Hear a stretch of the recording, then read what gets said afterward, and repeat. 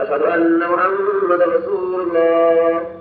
حي على الصلاة حي على الصلاة حي على الفلاح حي على الفلاح. الصلاة خير من النوم الصلاة خير من النوم. الله أكبر الله أكبر لا إله إلا الله. আসসালামু আলাইকুম। সময় এখন 5টা আর এখন ফজর নামাজ চলতেছে। ঘুম থেকে উঠলাম, ফজর নামাজটা শেষ করলাম, ভাবলাম কি করা যায়, আর সকাল সকাল পরোটা বানিয়ে নিলাম। আর এখানে পরোটা বানানোর জন্য আমি একটা ডোটা করে নিয়েছি, তারপরে চা বসিয়ে দিয়েছি সকাল নাস্তাটা করার জন্য।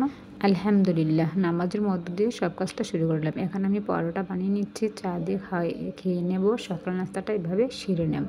সকাল ঘুম থেকে উঠলে আসলে ক্লান্তি দূর হয়ে যায়, আর যদি ফজর নামাজটা শেষ করে কাজে ধরি তাহলে আর কোনো কথাই নেই।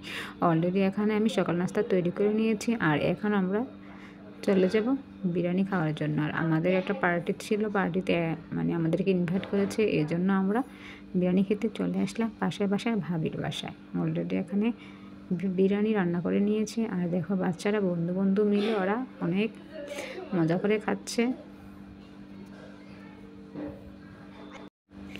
আর অলরেডি এখানে ওরা বন্ধু বসে পড়েছে, আর এখানে দুজন বসে পড়েছে ওরা বান্ধবীরা মিলে। ওরা অনেক এনজয় করে পার্টিটা, আজকে পার্টিটি অ্যাটেন্ড করে নিল।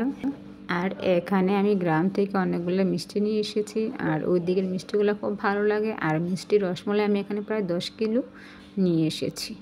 অলরেডি মিষ্টিগুলো অনেক ভালো ছিল।